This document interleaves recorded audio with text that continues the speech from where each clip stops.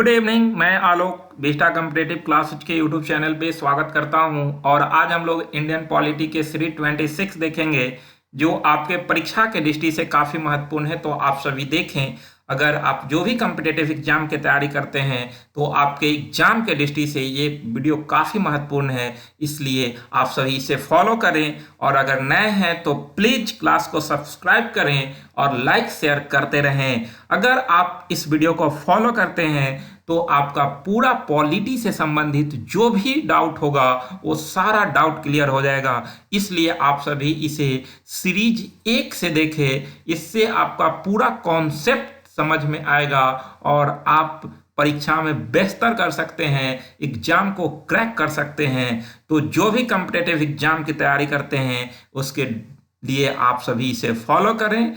उम्मीद करता हूं कि आप सभी का एग्जाम काफ़ी अच्छा जाएगा। तो आज हम लोग इस वीडियो के माध्यम से जो भी पंचायत और नगर निगम से संबंधित महत्वपूर्ण प्रश्न बनते हैं एग्जाम में, वो सारे प्रश्न को देखेंगे। इसलिए अंत तक बने रहें, आपको पूरा पंचायत और नगर निगम से संबंधित जो भी डाउट होगा वो सब इस वीडियो के माध्यम से क्लियर हो जाएगा। तो आइए देखते हैं आज के जो महत्वपूर्ण प्रश्न है उसे। तो आज का 1 नंबर प्रश्न है, पंचायत के चुनाव कराने हेतु निर्णय किसके द्वारा लिया जाता है? तो पंचायत के चुनाव कराने का निर्णय कौन लेता है? तो ध्यान रखेंगे, बहुत महत्वपूर्ण क्वेश्चन है। लगभग हर परीक्षा में यहाँ से सवाल उठते हैं कि पंचायत का चुनाव कौन कराते हैं। तो इसका निर्णय राज्य सरकार के द्वारा लिया जाता है, ध्यान रखिएगा। यानी कि पंचायत चुनाव कराने का निर्णय राज्य सरकार लेती है और राज्य के निर्वाचन आयोग के द्वारा पंचायत चुनाव कराया जाता है। तो ध्यान रखिएगा, इसका डिसीजन कौन लेगा? तो राज्य सरकार लेगा। अगला प्रश्न है, ग्रामीण स्थानीय शासन यानी कि पंचायती राज व्यवस्था, ग्रामीण स्थानीय शासन का पंचायती राज नामांकन किस भारतीय नेता के सुझाव का परिणाम था? यानी कि ग्रामीण स्थानीय शासन का जो पंचायती राज है वो नामांकन किस भारतीय नेता का सुझाव का परिणाम था? यानी कि सबसे पहली बार इसकी परिकल्पना किसने किया था?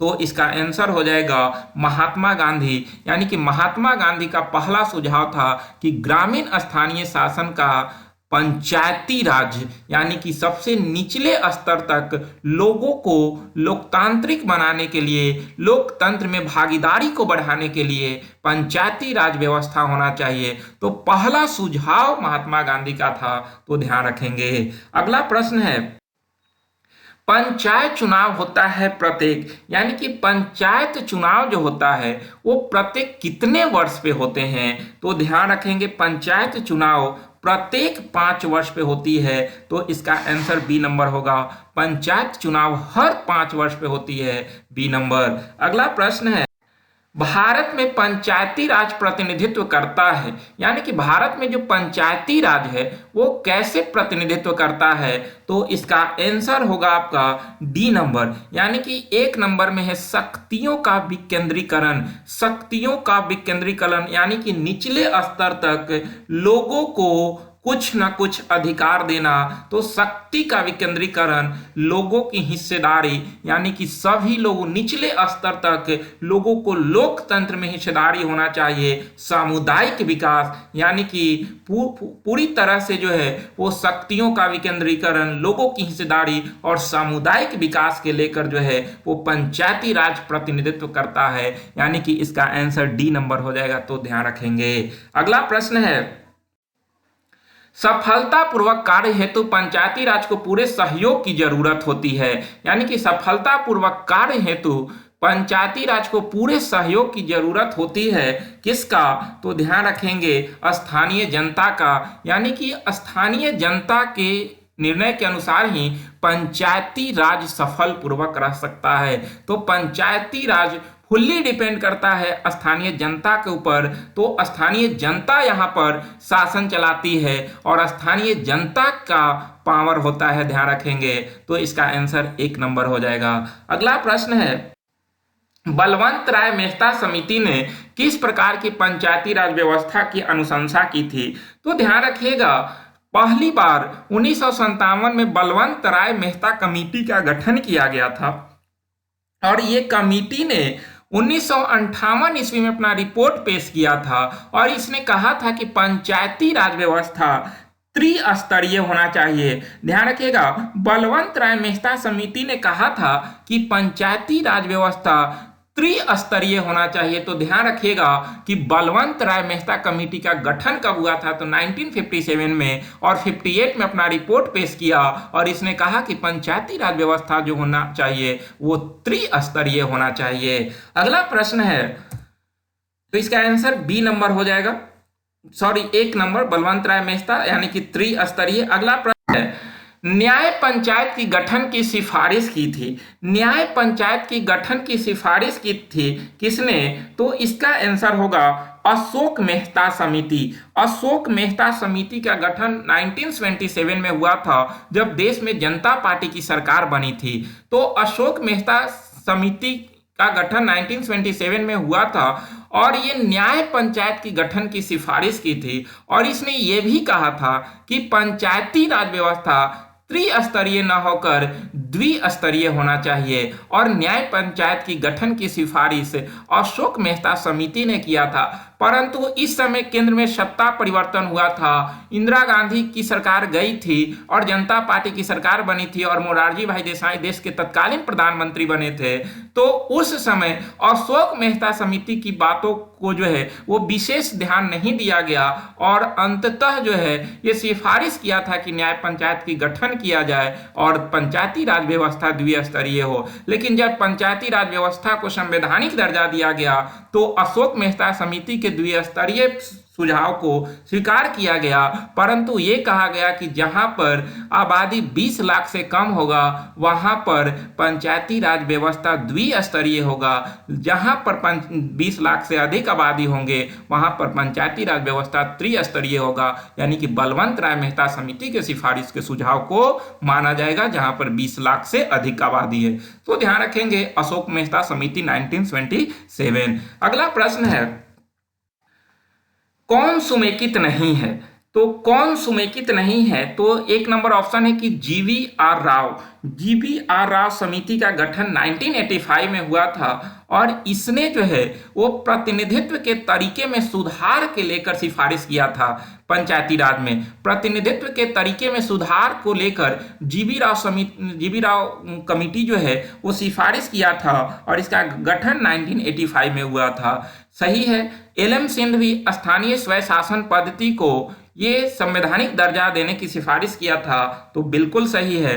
तीसरा है अशोक मेहता समिति, तो ये द्विस्तरीय पद्धति अभी हम लोग पीछे देखें तो ये भी सही है। और चौथा है बलवंत राय मेहता, तो बलवंत राय मेहता समिति त्रिस्तरीय पंचायती राज व्यवस्था की सिफारिश किया था, न कि द्विस्तरीय पंचायती राज 4 स्तरीय पंचायती राज व्यवस्था की सिफारिश किया था। तो इसका आंसर हो जाएगा डी, यानी कि गलत है, यहाँ पर त्रिस्तरीय पंचायती राज व्यवस्था होना चाहिए। और ध्यान रखेंगे GVR राव समिति का गठन जो है वो 1985 में हुआ था। LM सिंघवी समिति का गठन जो है वो आपका 1986 में हुआ था। अशोक मेहता कमेटी 1927 में गठित हुआ था और बलवंत राय मेहता कमेटी 1957 में गठित हुआ था। तो ये सब पॉइंट आप लोग ध्यान रखेंगे। देखिए मैं बार बार कहता हूं कि यहाँ पर मैं जो भी क्वेश्चन लाता हूं कॉन्सेप्ट के साथ लाता हूं, ये नहीं कि आपको जो है एक हल्का हल्का क्वेश्चन देकर जो है आपको देखने में अच्छा लगे।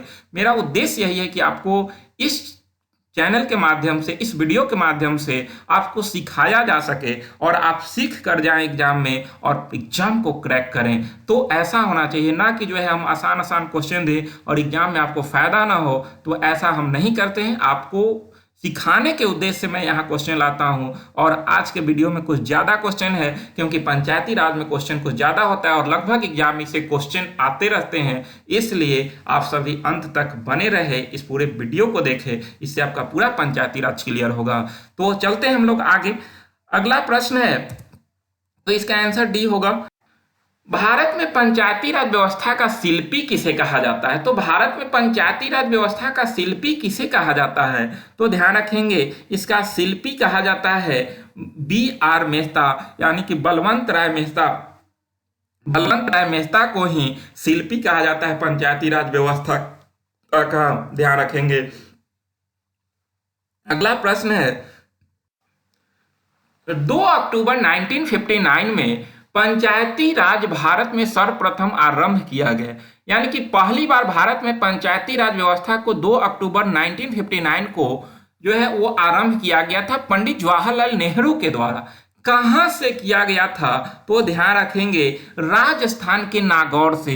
राजस्थान के नागौर से पहली बार 2 अक्टूबर 1959 को पंचायती राज को विधिवत उद्घाटन किया था पंडित जवाहरलाल नेहरू ने। उस समय देश के तत्कालीन प्रधानमंत्री पंडित जवाहरलाल नेहरू थे और इन्हीं के द्वारा राजस्थान के नागौर से इसकी शुरुआत की गई थी। तो ये काफी महत्वपूर्ण प्रश्न है, इसे ध्यान रखेंगे, लगभग एग्जाम में परीक्षा में पूछा जाता है प्रश्न। अगला प्रश्न है, पंचायती राज को संवैधानिक मान्यता प्रदान करने की सिफारिश किस कमेटी ने की थी? तो अभी हम लोग पीछे देखे थे कि पंचायती राज को संवैधानिक मान्यता प्रदान करने की सिफारिश किस कमेटी ने की थी? तो एल सिंघवी कमेटी ने सिफारिश की थी कि पंचायती राज व्यवस्था को संवैधानिक मान्यता प्रदान किया जाए और इन्हीं के सिफारिश के फलस्वरूप 24 अप्रैल 1993 को 73वां अमेंडमेंट के तहत पंचायती राज व्यवस्था को संवैधानिक दर्जा दिया गया था। तो ध्यान रखेंगे, इसका आंसर हो जाएगा सी नंबर। और एल सिंघवी कमेटी का गठन 1986 में किया गया था। अगला प्रश्न है, पंचायती राज को किस संशोधन द्वारा संवैधानिक अधिकार प्राप्त हुआ था? तो हम लोग पीछे भी जो है वो ये प्रश्न देख चुके हैं, अगर नहीं देखे हैं तो पीछे वाला वीडियो को रिकॉल करें। पीछे हम लोग संशोधन कुछ देखे हैं, 73वां संशोधन और 74वां संशोधन। तो 73वां संशोधन यानी कि 73 संशोधन के तहत जो है वो 1992 द्वारा 1993 में हुआ था और इसी में जो है वो पंचायती राज व्यवस्था को संवैधानिक अधिकार दिया गया था और इसे संविधान के भाग 9 में डाला गया था। ध्यान रखिएगा, संविधान के भाग 9 में डाला गया और उसी समय संविधान में 11वीं अनुसूची को जोड़ा गया था। यानी कि 11वीं अनुसूची को जोड़कर उसी में पंचायती राज को डाल दिया गया और उसमें कुल विषय 29 रखा गया।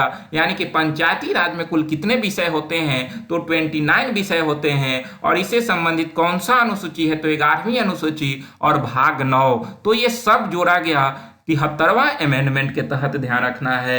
अगला प्रश्न है, भारत में पंचायती राज दिवस मनाया जाता है। तो भारत में पंचायती राज दिवस कब मनाया जाता है? तो पंचायती राज दिवस मनाया जाता है 24 अप्रैल को। हर वर्ष भारत में पंचायती राज दिवस मनाया जाता है 24 अप्रैल को, ध्यान रखेंगे। अगला प्रश्न है, पंचायती राज की त्रिस्तरीय प्रणाली में नहीं आते हैं, यानी कि कौन सा? जैसे बलवंत राय मेहता कमेटी ने सिफारिश किया था कि पंचायती राज व्यवस्था त्रिस्तरीय होना चाहिए, तो वो त्रिस्तर में कौन कौन आते हैं और कौन एक नहीं आते हैं? तो इसका आंसर हो जाएगा डी नंबर, यानी कि ब्लॉक समिति को छोड़कर ग्राम पंचायत, क्षेत्र पंचायत समिति और जिला परिषद। यानी कि ग्राम पंचायत, पंचायत समिति और जिला परिषद, ये 3 त्रिस्तरीय प्रणाली के अंतर्गत आते हैं बलवंत राय मेहता कमेटी के अनुसार, और ब्लॉक समिति इसके अंतर्गत नहीं आते हैं, ध्यान रखेंगे। अगला प्रश्न है, पंचायती चुनाव के लिए न्यूनतम आयु कितनी वर्ष चाहिए? यानी कि पंचायत चुनाव के लिए न्यूनतम आयु कितनी चाहिए? तो ध्यान रखेंगे, इसके लिए न्यूनतम आयु 21 वर्ष होना चाहिए, तभी आप पंचायत चुनाव में जो है वो अपना नामांकन करा सकते हैं। और वोट देने का आयु जो है 61वां अमेंडमेंट के तहत 21 से घटाकर 18 वर्ष किया गया। राज्यपाल बनने के लिए 35 वर्ष, राष्ट्रपति बनने के लिए 35 वर्ष, प्रधानमंत्री बनने के लिए 25 वर्ष, मुख्यमंत्री बनने के लिए 25 वर्ष, किसी भी मंत्री बनने के लिए 25 वर्ष, ये सब ध्यान रखेंगे। पीछे सारे क्वेश्चंस को हम लोग जो है कवर कर चुके हैं। अगला प्रश्न है, राज्य सरकार और स्थानीय शासन के बीच राजस्व बंटवारे के लिए उत्तरदायी है। यानी कि राज्य सरकार और स्थानीय शासन के बीच राजस्व बंटवारे के लिए उत्तरदायी कौन होते हैं? यानी कि जो भी पंचायती राज यानी कि स्थानीय शासन व्यवस्था है, नगर निगम हो या पंचायत हो, तो उसके बीच और राज्य सरकार के बीच राजस्व के जो बंटवारा होता है, इसके लिए कौन उत्तरदायी होते हैं? तो इसका आंसर हो जाएगा राज्य वित्त आयोग। राज्य वित्त आयोग इसके लिए उत्तरदायी होते हैं और इसका जिक्र भारतीय संविधान के आर्टिकल 243 यानी कि 243 झ के तहत राज्य वित्त आयोग का गठन किया गया, ताकि स्थानीय सरकार और राज्य सरकार के बीच राजस्व का बंटवारा हो सके, तो ध्यान रखेंगे। अगला प्रश्न है, शहरी स्थानीय शासन को संवैधानिक दर्जा दिया गया। तो यानी कि नगर निकाय को संवैधानिक दर्जा दिया गया कौन सा संशोधन के तहत? तो 74 यानी कि 74वां संविधान संशोधन के तहत शहरी स्थानीय शासन यानी कि नगर निकाय को संवैधानिक दर्जा दिया गया। और इसके तहत भारतीय संविधान में एक अनुसूची जोड़ा गया जो 12वां अनुसूची है। और अभी वर्तमान में भारतीय संविधान में 12 अनुसूची है और इसके लिए भाग 9 क बनाया गया और इसी में इसे डाला गया। इसके अंतर्गत कुल विषय 18 आते हैं, ध्यान रखना है। अगला प्रश्न है, यदि पंचायत भंग हो तो किस अवधि के अंदर निर्वाचन होना चाहिए? तो पंचायत भंग हो तो किस अवधि के अंदर निर्वाचन होना चाहिए? तो ध्यान रखेंगे इसका आंसर हो जाएगा आपका 6 माह। 6 माह के अंदर चुनाव हो जाना चाहिए। लेकिन यह भी होता है कि अगर जो है वो 1 वर्ष बचा हो अवधि पूरा होने में तो उस बीच जो है वो चुनाव नहीं होता है पंचायत में। जैसे जो है 4 वर्ष पूरा हो गया और 1 वर्ष रह गया और जो है पंचायत भंग हो गया है तो उस स्थिति में कार्यकाल पूरा होता है तभी जो है वो चुनाव होता है। या जो है कभी होता है कि जो है मुखिया मर जाते हैं या जो है किसी वजह से सीट खाली हो जाता है तो उस स्थिति में 1 वर्ष बचा है तो उस स्थिति में जो है वो 1 वर्ष के कार्यकाल पूरा होने के बाद ही चुनाव होते हैं। तो ये ध्यान रखेंगे। और यहाँ से एक प्रश्न और ध्यान रखेंगे कि पंचायत की कभी भी बैठक होती है तो उसका कोरम जो होता है वो 1/2 होता है, ध्यान रखना है।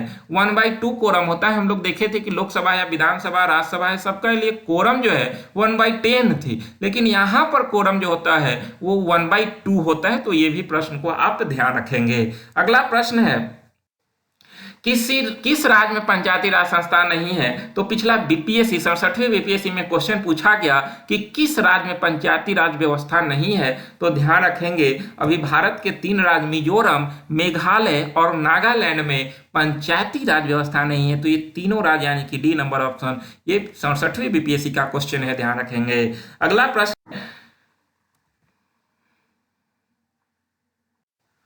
राज्य सरकार और स्थानीय शासन के बीच राजस्व बंटवारे के लिए उत्तरदायी है। यानी कि राज्य सरकार और स्थानीय शासन के बीच राजस्व बंटवारे के लिए उत्तरदायी कौन होते हैं? यानी कि जो भी पंचायती राज यानी कि स्थानीय शासन व्यवस्था है, नगर निगम हो या पंचायत हो, तो उसके बीच और राज्य सरकार के बीच राजस्व के जो बंटवारा होता है इसके लिए कौन उत्तरदायी होते हैं? तो इसका आंसर हो जाएगा राज्य वित्त आयोग। राज्य वित्त आयोग इसके लिए उत्तरदायी। प्रश्न है, ब्लॉक स्तर पर पंचायत समिति है। ये क्वेश्चन जो है अभी बिहार एसएससी के द्वारा ये क्वेश्चन सीधा उठाया गया यहाँ से कि ब्लॉक स्तर पर पंचायत समिति क्या है?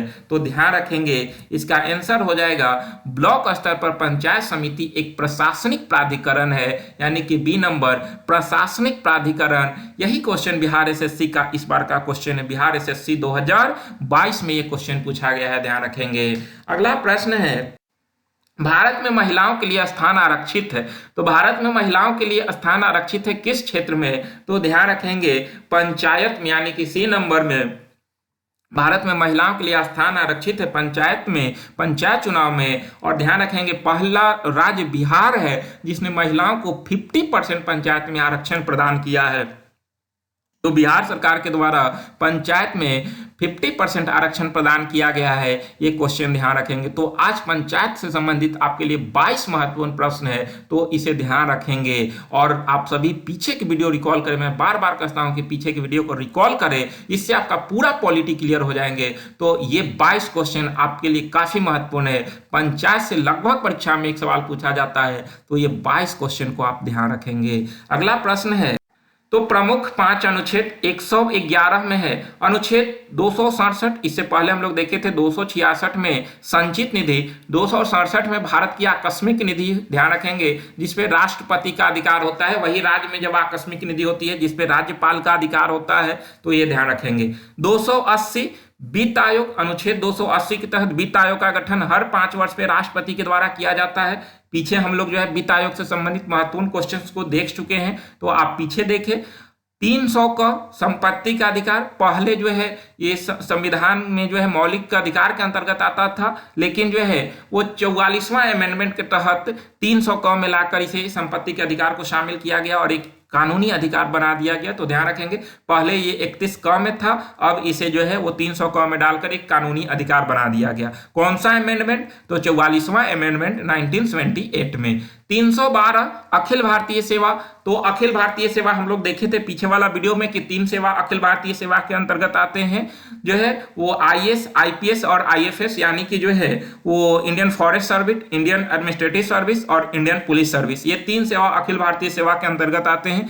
तो इसका उल्लेख भारतीय संविधान के आर्टिकल 312 में किया गया है। इसका जिक्र हम लोग पीछे सेपरेट वीडियो में किए हुए हैं। अगला है 315 संघ और राज्यों के लिए लोक सेवा आयोग। तो संघ और राज्यों के लिए लोक सेवा आयोग, तो इसका भी जो है पूरा क्वेश्चन हम लोग पीछे के वीडियो में किए हुए हैं। तो आपको समझना है तो पीछे वाला वीडियो देखें, इससे आपका पूरा इससे रिलेटेड कॉन्सेप्ट क्लियर हो जाएगा।